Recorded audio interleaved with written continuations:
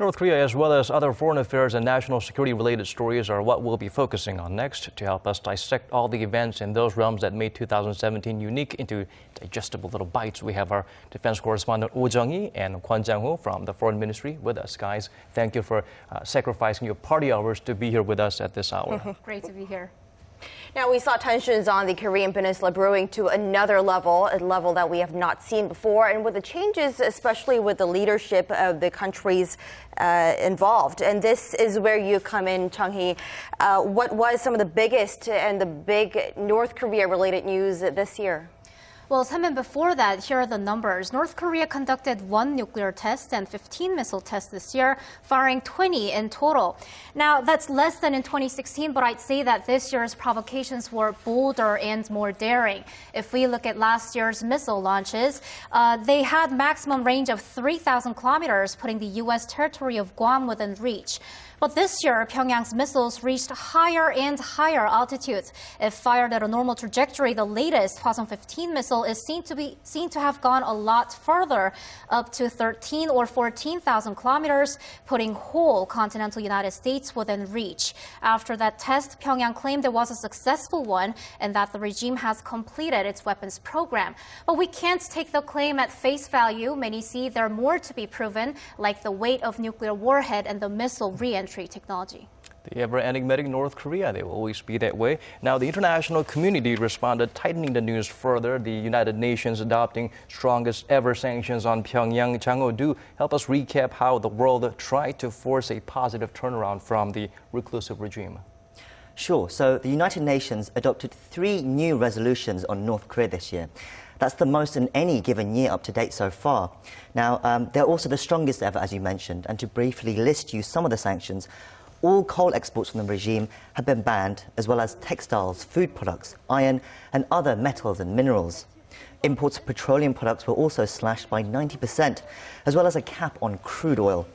Dozens of individuals and firms have been added to the international blacklist as well. Now, experts say we are starting to see some signs that they're having an effect within the regime. North Korean state media, for example, reports are also warning that the public to brace for economic difficulties. But so far, it's too early to tell how well they're working. And with recent reports that say China and Russia have been secretly supplying oil at sea, there'll be more calls for all parties to enforce them more strictly. And tensions escalating to levels we've not seen before on the Korean peninsula. And definitely U.S. President Donald Trump, who came into the office early this January, has arguably had a big hand in fanning those flames in the Korean peninsula. And his brand of diplomacy towards North Korea and its leader Kim Jong-un was something that we had not seen before. Yes, very much so. I mean, one expert I talked to, he pointed out that there hasn't been this much talk of war since the Korean War in the 1950s. I mean, North Korea has always threatened to destroy the US. I mean, that's perhaps nothing new.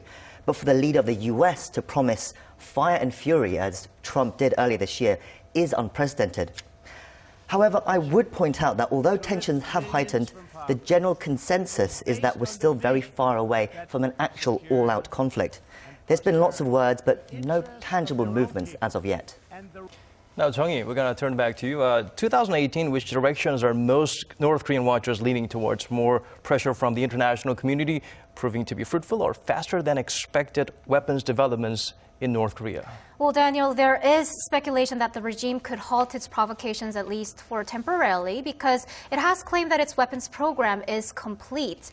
And eyes are also on Kim Jong-un's New Year's speech to be released tomorrow because it could give us a hint on what direction North Korea would take next year. Experts that I've talked to think that Kim could declare the North as a nuclear state and try to start peaceful dialogue with surrounding countries. But if that fails and the international community holds on to tough sanctions against the regime, it'll only provoke the regime for more provocative actions like more tests of ICBMs or submarine-launched ballistic missiles, or even a 7th nuclear test. What the North calls a completion is actually about 90% complete, not 100%. There's more stages Pyongyang has to go through to diversify its missiles and actually deploy them. The North could also go on to develop solid fuel missiles and SLBMs. And Jang-ho, Seoul's role in perhaps reigning in North Korea looks to change with a new, relatively young liberal leader now in place. President Moon offered both carrot and stick to Pyongyang while also juggling a different style of diplomacy coming from Washington. What sort of diplomacy are we looking at from Seoul on Pyongyang, and how do we anticipate things to shape up in the new years? So when Moon Jae-in got to work at the top office in May, there was an attempt to shift away from the previous hardline stance on North Korea. They tried to reach out to Pyongyang and offering to open talks and provide aid, but all those offers have been rebuffed or simply ignored. If North Korea continues its provocations, Seoul has said they will continue to push for further sanctions and pressure. But I think we can also expect the Moon administration to be bolder in their plans to engage with the North as well.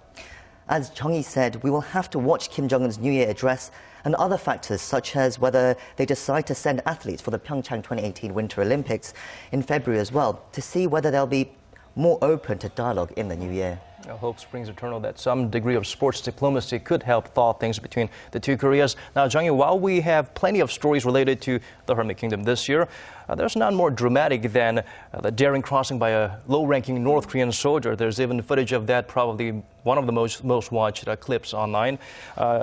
Do fill us in on the terrifying escape that almost cost the young man his life.